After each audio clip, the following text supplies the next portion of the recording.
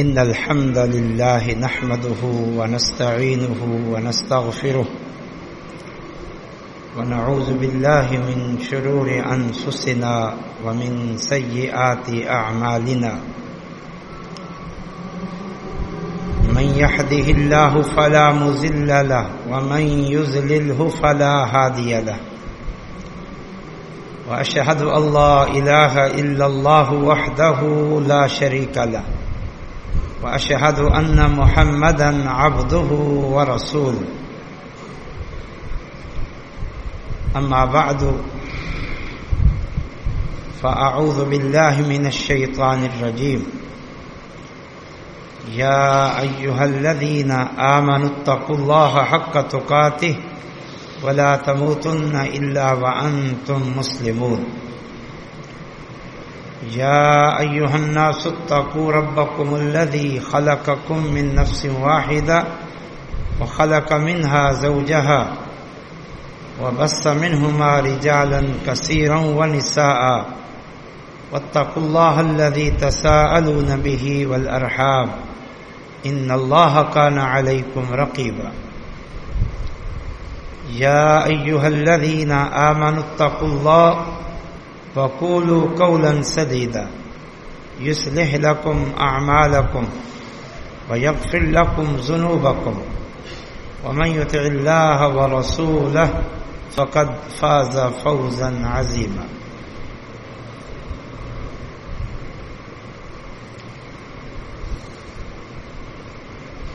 یہ ہم پر اللہ کا بڑا فضل ہے کہ اللہ تعالیٰ نے ہمیں اپنا دین اسلام قبول کرنے کی توفیق عطا فرمائی.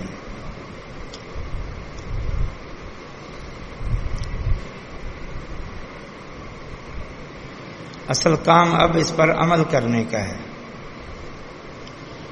عمل میں ہم مسلمان بڑی کوتاہی کا شکار ہیں. اس کوتاہی کی ایک وجہ یہ بھی ہے کہ ہم سمجھتے ہیں کہ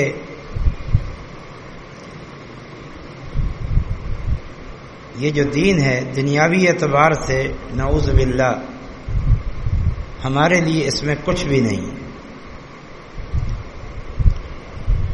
جو کچھ ہے آخرت کے حوالے سے ہے. جبکہ ہم نے دنیا کی زندگی بھی گزارنی ہے. ہمیں دنیا میں بھی خیر و برکت چاہیے. پہلی بات تو یہ ہے کہ یہ بات درست نہیں ہے. دوسری بات یہ ہے کہ بالفرض اگر ایسی بات ہے بھی تو بھی یہ گھاٹے کا سودا نہیں ہے. اگر اس دین پر عمل سے آخرت سمر جائے اور دنیا میں کچھ نہ ملے تو یہ کوئی گھاٹے کا سودا نہیں ہے. صحابہ کرام نے جو ہجرتیں کی تھیں ان ہجرتوں میں انہوں نے اپنی پوری دنیا لوٹا دی, دنیا کو چھوڑ دیا.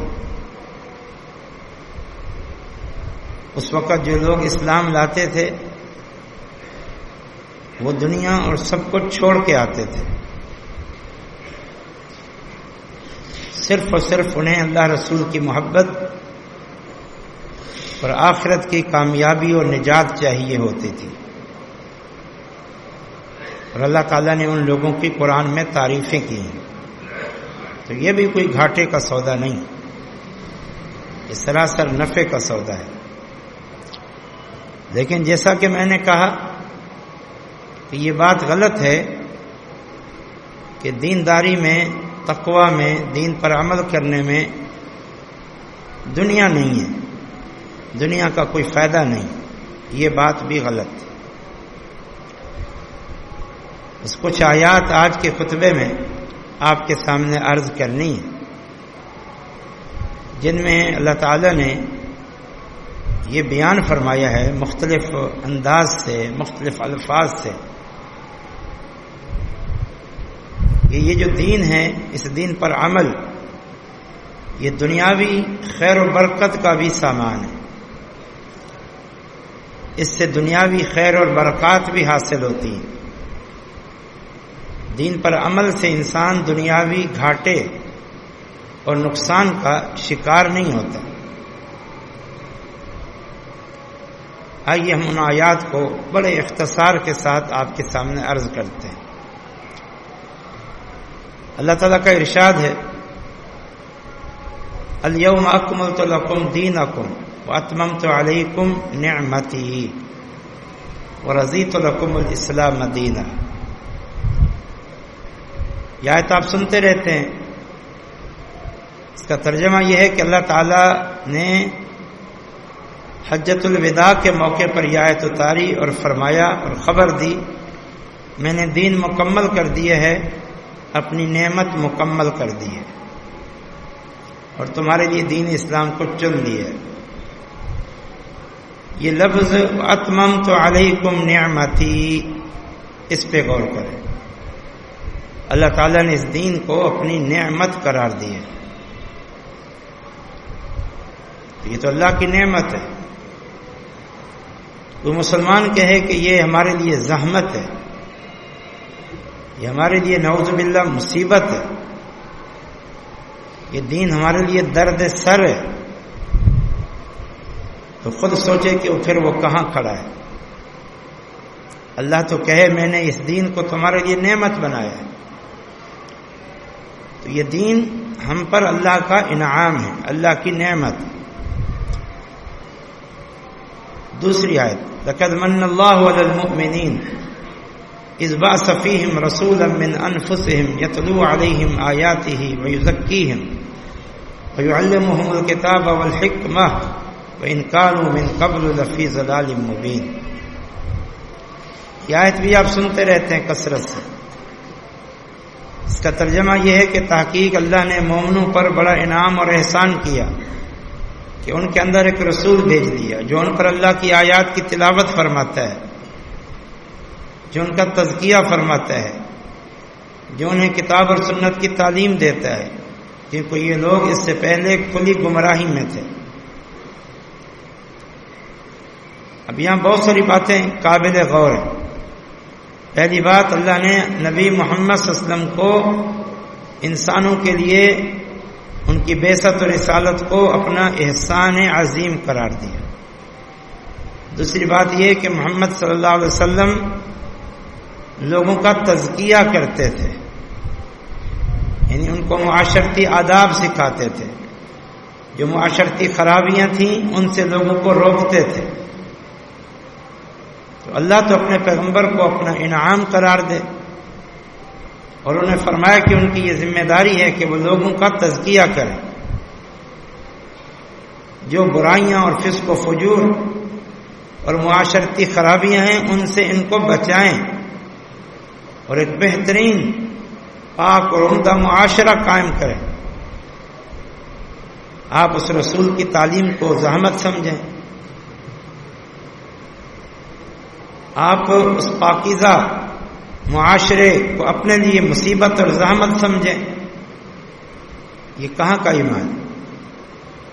اور آخری بات کہی کہ احسان اس لیے ہے، تزکیے کی ضرورت اس لیے آئی کہ لوگ کھلی گمراہی میں پڑے ہوئے تھے، وہ گمراہی عقیدے کی بھی اور وہ گمراہی معاشرتی آداب کی بھی، بھٹکے ہوئے تھے سیدھی راہ سے۔ اللہ نے تو رسول کو بھیجا انسانوں کی ہدایت کے لیے، گمراہی سے بچانے کے لیے، اور آپ گمراہی سے بچنے کے لیے تیار ہی نہیں، معاشرتی آداب سکھانے کے لیے آپ اس پہ چلنے کے لیے تیار ہی نہیں ہیں۔ ہدایت کی راہ جو اللہ کی بندگی اور عبادت کی راہ ہے، جس میں نماز، روزہ، حج اور زکوٰۃ ہے، آپ اس پہ چلنے کے لیے تیار ہی نہیں ہیں اور پھر گمراہی میں پڑنا چاہتے ہیں۔ تیسری آیت، وَمَا أَرْسَلْنَاكَ إِلَّا رَحْمَةً لِلْعَالَمِينَ۔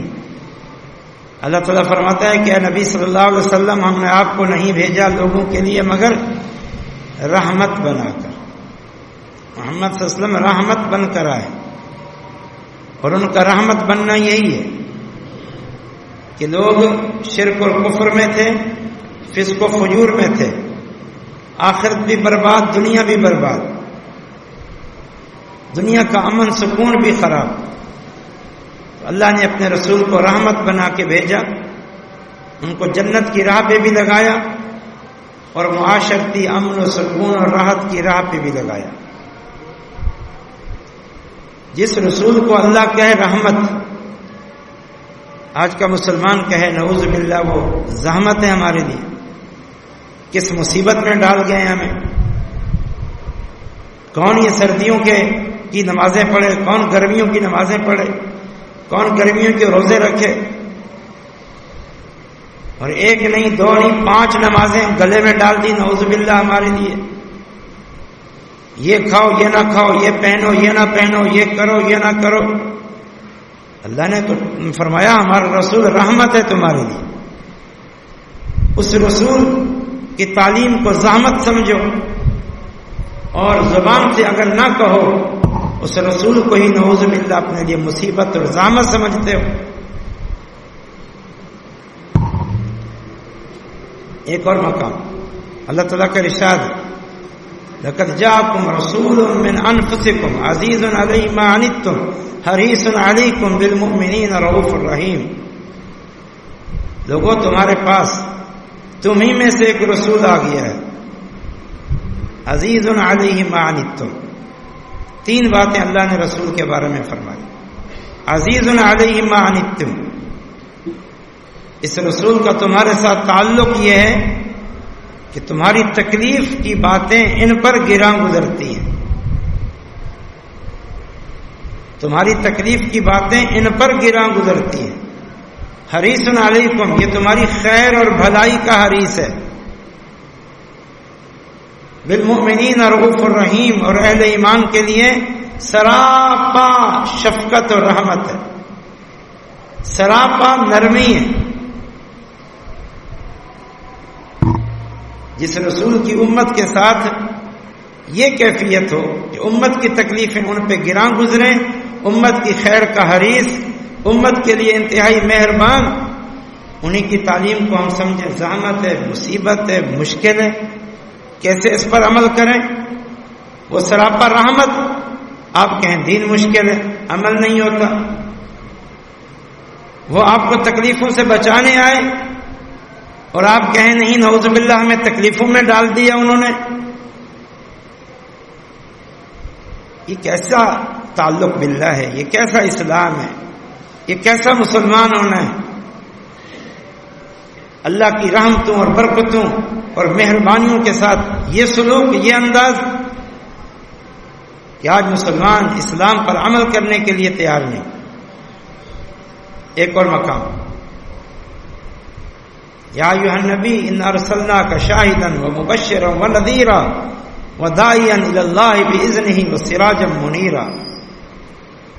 اے نبی محمد صلی اللہ علیہ وسلم، ہم نے آپ کو دنیا والوں کے لیے گواہ بنا کے بھیجا ہے۔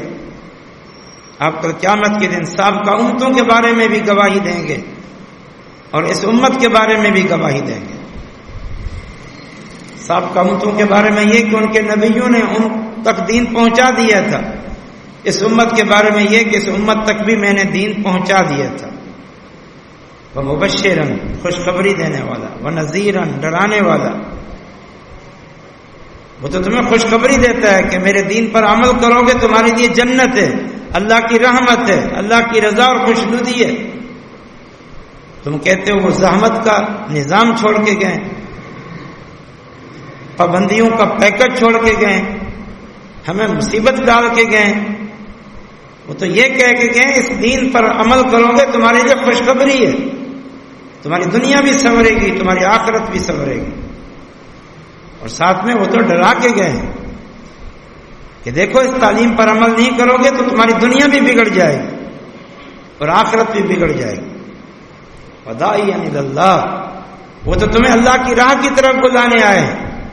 یہ اللہ کی راہ ہے، یہ صراط مستقیم ہے، یہ زندگی گزارنے کا طریقہ ہے، اس طرح زندگی گزارو، اللہ اس پہ راضی ہوتا ہے۔ وہ تو اس لیے آئے تھے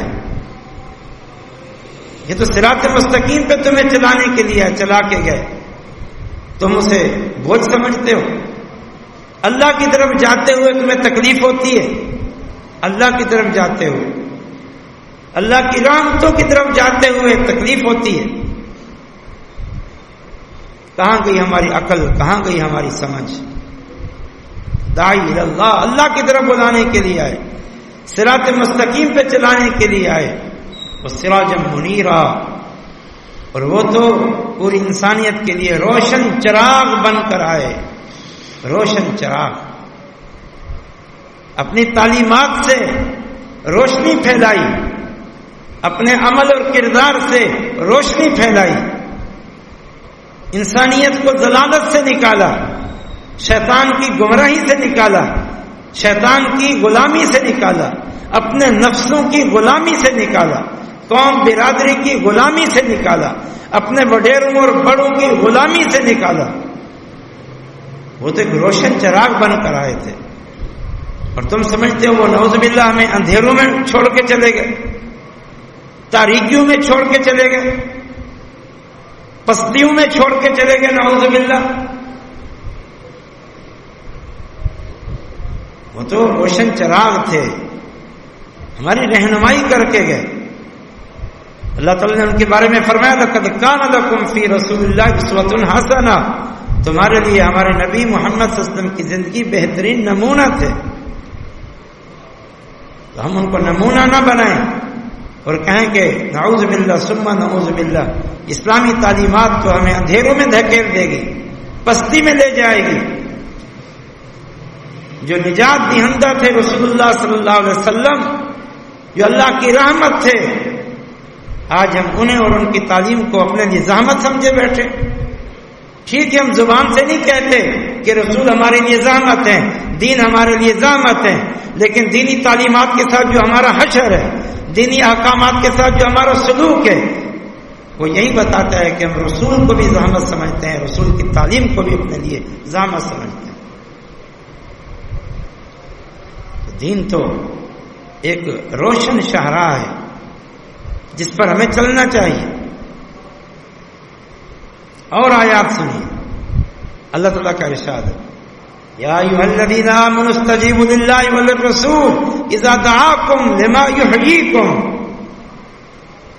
اے ایمان والو، جب تمہیں اللہ اور اس کا رسول بلائے، بلانے سے مراد تمہیں کوئی حکم دے، تمہیں کوئی ہدایت جاری کرے، تمہیں کوئی رہنمائی جاری کرے، یہ مطلب ہے بلانے کا کہ آؤ یہ کرو، آؤ یہ کرو، استجیبوا، تو فوراً لبیک کہو، فوراً لبیک کہو۔ کیوں؟ لما یحییکم، اس بات کو اچھی طرح یاد کر لو کہ اللہ اور اس کے رسول جس بات کی طرف تمہیں دعوت دے رہے ہیں اسی میں تمہاری زندگی ہے، حقیقی زندگی ہے، اچھی زندگی ہے، روشن زندگی ہے۔ یہ اللہ نے خبر دی ہے قرآن میں، لما یحییکم، کیونکہ اللہ اور اس کے رسول تمہیں اسی چیز کی طرف بلاتے ہیں جس میں تمہاری حیات ہے، تمہاری زندگی، تمہاری زندگی اسلامی تعلیمات پر عمل کرنے میں ہے، نہ کہ اسلامی تعلیمات سے روگردانی اختیار کرنے میں۔ اللہ نے پھر اسلامی تعلیمات سے ہٹ کر، اسلامی طرز زندگی سے ہٹ کر سب کچھ کو گمراہی اور اندھیرا کہا ہے، شیطان کی غلامی قرار دیا ہے۔ تو تمہاری زندگی اللہ اور اس کے رسول کی بات پر لبیک کہنے میں ہے، لما یحییکم، یعنی اللہ اور اس کے رسول کی اطاعت کرو گے، ایک سچی اور حقیقی اور روشن اور اطمینان والی زندگی تمہیں ملے گی، وگرنہ نہیں۔ ایک اور آیت سنیں، من عمل صالحا من ذکر او انثى وهو مؤمن فلنحيينه حیاتا طیبۃ، اسی معنی کی آیت ہے یہ بھی۔ فرمایا جس کسی نے عمل صالح کیے، وہ مرد ہو یا عورت ہو مومن، اللہ تعالیٰ فرماتا ہے فَلَنُحْيِيَنَّهُ حَيَاةً طَيِّبَةً، ہم اسے ایک پاکیزہ طیب زندگی عطا فرمائیں، خوشگوار زندگی، امن و سکون کی زندگی عطا فرمائیں۔ یہ اللہ تعالیٰ کا وعدہ ہے. یعنی ایمان اور عمل صالح سے خوشگوار زندگی ملتی ہے، اطمینان و سکون کی زندگی ملتی ہے. ایمان و عمل صالح نہیں ہے، دنیا کی ساری آسائشیں اور سہولتیں موجود ہیں، اطمینان و سکون نہیں ہوگا. ایمان اور عمل صالح تو تمہارے لیے سامان اطمینان ہے، سامان سکون ہے، جسے تم سامان مصیبت سمجھتے ہو، جسے تم اپنے لیے مشکل سمجھتے ہو، زحمت سمجھتے ہو. اللہ تعالیٰ فرما رہا ہے اسی میں تمہاری حیات طیبہ ہے، کیونکہ معمولی بات ہے. حیات طیبہ، سکون، اطمینان، راحت دینی تعلیمات پر عمل کرنے سے جڑا ہوا. الا بذکر اللہ تطمئن القلوب، اللہ کے ذکر سے دل مطمئن ہوتے ہیں. یہ اللہ کا وعدہ ہے، اللہ نے خبر دی ہے. اطمینان قلب اس سے حاصل ہوتا ہے. یہ اللہ کے اذکار کیا ہیں؟ آگے ایک دو حدیث بھی ہم عرض کرتے ہیں. ایک اور آیت سنی، اللہ تعالیٰ قرآن کے بارے میں خبر دے رہا ہے. یا ایھا الناس قد جاءتکم موعظۃ من ربکم وشفاء لما فی الصدور وہدی ورحمۃ للمؤمنین قل بفضل اللہ وبرحمتہ فبذلک فلیفرحوا هو خیر مما یجمعون. تھوڑی لمبی آیت ہے لیکن ایک ایک جملہ ہمیں جھنجھوڑ رہا ہے کہ یہ دین اور قرآن کیا ہے اور تم کیا سمجھے بیٹھے ہو.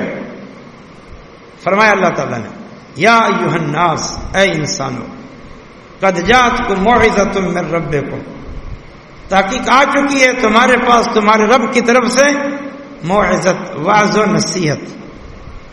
یہ قرآن یہ تمہارے لیے واعظ و نصیحت کا پیغام، تمہیں سمجھا رہا ہے تمہارے بھلائی اور بہتری کی کیا باتیں ہیں، تمہارا انجام اچھا کیسے ہو سکتا ہے اور برے انجام سے کیسے بچ سکتے ہو، تمہاری بھلائی اور بہتری کا کیا سامان ہے. یہ قرآن میں یہ پیغام ہے، یہ کتاب نصیحت ہے، یہ اللہ کا واعظ ہے. واعظ کا معنی جانتے ہو؟ کسی کو سمجھانا، اس کو برے انجام سے ڈرانا، اس کو اس کی بھلائی کے کام بتانا، اسی کو واعظ کہتے ہیں. اللہ فرماتا ہے میرا پورا قرآن واعظ ہے، یہ تمہیں بتائے گا کہ تمہاری بھلائی کس میں ہے، تمہارا اچھا انجام کس میں ہے، تمہارا برا انجام کس میں ہے، تمہاری زندگی کا سکون کس میں ہے، تمہاری زندگی کی بدسکونی کس میں ہے، تمہاری صحیح معنوں میں حقیقی زندگی کس میں ہے اور تاریخی زندگی کس میں ہے. اور ہم اسی قرآن کی تعلیمات کو اپنے لیے بوجھ، مصیبت، زحمت سمجھے، جسے اللہ تعالیٰ نے کتاب نصیحت قرار دیا. یا ایھا الناس قد جاءتکم موعظۃ من ربکم وشفاء لما فی الصدور، تمہارے سینوں کا علاج ہے. اس میں شرک اور کفر کا بھی علاج ہے، اور دلوں میں جو معاشرتی خرابیاں ہیں، جس وجہ سے معاشرے میں لڑائیاں ہیں، جھگڑے ہیں، فتنے ہیں، فساد ہیں، ان سب کا علاج اس میں. تم یہ پڑھو، تمہارے دل کی جو دنیا ہے یہ آباد ہو جائے گی، اس کے خیالات صحیح ہو جائیں گے، سوچیں درست ہو جائیں گی، افکارات خیال صحیح ہو جائیں گے، اور ایک ایک کر کے معاشرے سے ساری خرابیاں ختم ہو جائیں گی. حسد ختم ہو جائے گا، بغض ختم ہو جائے گا، نفرتیں ختم ہو جائیں گی، عصبیت ختم ہو جائے گی، مال دولت کی بڑی ہوئی محبت ختم ہو جائے گی، گناہوں کی محبت ختم ہو جائے گی. یہ قرآن سب کچھ کا علاج ہے. علاج جو قرآن اور جس کی تعلیمات ہمارے دلوں کا علاج ہے، ہم اس کو ہاتھ لگانے کے لیے تیار نہیں، اپنے خیالات کو سنوارنے کے لیے تیار نہیں ہے. جو ہمارے اپنے طور پر خیالات پیدا ہوتے ہیں اسی کو سمجھتے ہیں، جو میں سوچتا ہوں وہی صحیح ہے. جو دنیا کے کافروں، مشرکوں، بدعتیوں، بدعملوں، فاسقوں، فاجروں کو دیکھ دیکھ کر ہمارے دل میں خیالات پیدا ہوتے ہیں، ہم سمجھتے ہیں یہی صحیح ہے. جبکہ یہ قرآن یہ نصیحت ہے، اور یہ قرآن شفاء لما فی الصدور ہے، سینوں میں جو کچھ ہے اس کا علاج ہے. ذرا قرآن پڑھو تو صحیح ایک مرتبہ، پھر دیکھو تمہارا دل کیسے روشن ہوتا ہے، تمہارے خیالات کیسے درست ہوتے ہیں. اور تیسری بات فرمائی وَهُدًى وَرَحْمَةٌ لِّلْمُؤْمِنِينَ، یہ ہدایت ہے اور یہ قرآن لوگوں کے لیے رحمت ہے. رحمت، اس کا پڑھنا بھی رحمت، اس کا سننا بھی رحمت اور ہدایت، اور سب سے بڑھ کر اس پر عمل یہ باعث رحمت ہے. ہم سمجھتے ہیں کہ اس پر عمل یہ باعث زحمت. پڑھنا ٹھیک ہے، کبھی ہم پڑھ لیں، سننا بھی ٹھیک ہے، لیکن عمل کریں گے تو دنیا خراب ہو جائے گی. جیئیں گے کیسے، کھائیں گے کہاں سے، پیئیں گے کہاں سے، زندگی کیسے گزاریں گے.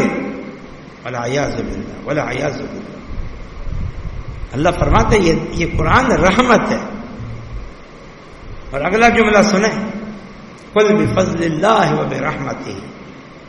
اے لوگو، یہ جو تمہارے پاس قرآن آیا ہے، جو کتاب نصیحت ہے، جو شفاء لما فی الصدور ہے، جو ہدایت اور رحمت ہے، قل بفضل اللہ وبرحمتہ. یہ اللہ کا بہت بڑا فضل ہے تم پر قرآن، اور اللہ کی بہت بڑی رحمت ہے تم پر قرآن. یہ قرآن اللہ کا فضل اور اس کی رحمت ہے.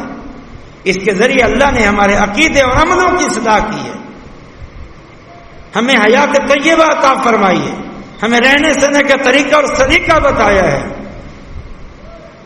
ہمیں زندگی گزارنے کا طریقہ اور سلیقہ بتایا ہے. یہ اللہ کا فضل ہے تم پر کہ اس نے دین بنا کے بھیج دیا. یہ اللہ کی رحمت ہے تم پر، اس نے تم پر احکامات نازل کر دیے. قل بفضل اللہ برحمتہ فبذلک فلیفرحوا. اس قرآن کے ملنے پر، اس آسمانی دستاویز کے ملنے پر، اس عقیدے اور احکامات کی اور اصول کی کتاب ملنے پر تم خوش ہو جاؤ، خوشی محسوس کرو، خوشی محسوس کرو. کتنا خوش نصیب ہیں، اللہ نے دین بنا کے بھیجا ہے. کتنا خوش نصیب ہیں، اللہ نے زندگی گزارنے کے ضابطے و اصول بتا دیے ہیں. ہمیں کچھ بھی نہیں کرنا پڑے گا سوائے عمل کے. فرمایا تم اس پر خوش ہو جاؤ. فبذلک فلیفرحوا، اس پر خوش ہو جاؤ. عہدہ ملتا ہے خوش ہوتے ہیں، شادی ہو جائے خوش ہوتے ہیں، گھر بنا لیں خوش ہوتے ہیں، کاروبار شروع کر دیں خوش ہوتے ہیں، گاڑی مل جائے خوش ہوتے ہیں. کبھی اپنے مسلمان ہونے پر، اس قرآن کے ملنے پر، بخاری اور مسلم ابو داؤد نسائی ترمذی جو مجموعہ حدیث ہے ہر گھر میں موجود ہے، لے سکتے ہو. اس کے ملنے پر کبھی خوشی محسوس کی ہے کہ ہمارا دین ہے، ہماری شریعت ہے، اللہ کا بنایا ہوا دین ہے، یہ ضابطہ حیات ہے، یہ نظام زندگی ہے، ہم اس پر چلیں گے، ہماری دنیا سنورے گی، ہماری آخرت سنورے گی. اور آخری جملہ اس آیت کا کیا ہے؟ وَخَيْرٌ مِّمَّا يَجْمَعُونَ. یہ جو قرآن ہے نا، فرمایا یہ بہتر ہے اس سے جو کچھ یہ سب لوگ جمع کرتے ہیں. یہ مال، یہ متاع، یہ عہدے، دنیا کی زیب و زینت، جتنا بھی جمع کر لیں ان سب سے بہتر یہ قرآن ہے. اگر کسی کے پاس قرآن ہے اور اس کو پڑھتا ہے اور اس پر عمل کرتا ہے، اس کی روشنی میں اپنے عقیدے اور عمل کی اصلاح کرتا ہے، یہ اس سے بہتر ہے. کیونکہ مال سے ہم کیا سمجھتے ہیں؟ ہماری دنیا سنورے گی. اللہ تعالیٰ فرماتے ہیں مال سے تمہاری دنیا نہیں سنورے گی. یہ سمجھتے ہیں کہ مال آئے گا دنیاوی سکون ملے گا، اطمینان ملے گا. فرمایا نہیں، تمہاری دنیا صحیح معنوں میں سنورے گی شرعی تعلیمات پر عمل کرنے سے. تمہیں سکون ملے گا شرعی تعلیمات پر عمل کرنے سے. تمہیں سکون ملے گا اس مال کو بھی شریعت کے مطابق خرچ کرنے سے، تب تمہیں ملے گا. خیر مما یجمعون. اور آیت سنیں، لو ان اهل القرى آمنوا واتقوا لفتحنا عليهم بركات من السماء والارض ولكن كذبوا فاخذناهم بما كانوا يكسبون. فرمایا اگر یہ بستیوں والے لوگ، مطلب یہ زمین پہ بسنے والے لوگ، یہ زمین پہ بسنے والے لوگ اپنے اپنے علاقوں میں آمنوا واتقوا، ایمان اور تقوی پر قائم ہو جائیں، ایمان اور تقوی کی زندگی گزارنا شروع کر دیں، لفتحنا علیہم برکات من السماء والارض، ہم کھول دیں ان پر آسمانوں سے بھی برکتیں اور نکال دیں ان کے لیے زمینوں سے بھی برکتیں۔ یہ آسمانوں سے برکتیں، زمینوں سے برکتیں کس بنیاد پر ملنے جا رہی ہیں؟ کس بنیاد پر ملنے جا رہی ہیں؟ ایمان اور تقوی کی بنیاد پر۔ یہ اللہ کے وعدے ہیں، ایمان اور تقوی اختیار کرو تمہیں برکتیں ملیں گی، تمہاری ضرورتیں پوری ہوں گی، کیونکہ اللہ تم پر راضی ہوگا، راضی ہو کے اللہ تمہاری ضرورتیں پوری کرے گا، اور دینی تعلیمات پر عمل کرو گے تو ایک بہترین زندگی گزارو گے۔ ایمان اور تقوی یہ دنیا، یہ آسمان اور زمین سے برکتوں کے حصول کی بنیاد ہے۔ ایک اور مقام پہ فرمائی اسی تقوی کے بارے میں، واتقوا اللہ واعلموا ان اللہ مع المتقین، اللہ سے ڈر جاؤ اور جان لو اچھی طرح اللہ متقین کے ساتھ ہے، دنیا میں بھی اور آخرت میں بھی اللہ کا ساتھ، نصرت، تائید متقین کے لیے ہے۔ اتقوا اللہ واعلموا ان اللہ مع المتقین۔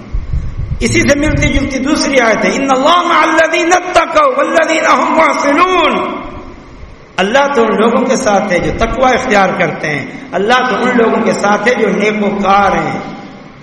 اللہ کا ساتھ تو ان کے لیے، اللہ کے ساتھ سے دنیا سنورے گی نہیں سنورے گی، مشکلات دور ہوں گی کہ نہیں ہوں گی، امن آئے گا کہ نہیں آئے گا، آئے گا۔ تو اللہ کا ساتھ کن کے لیے ہے؟ فاسقوں کے لیے، فاجروں کے لیے، بدعملوں کے لیے جو اپنے مقصد حیات کو ہی نہیں سمجھتے۔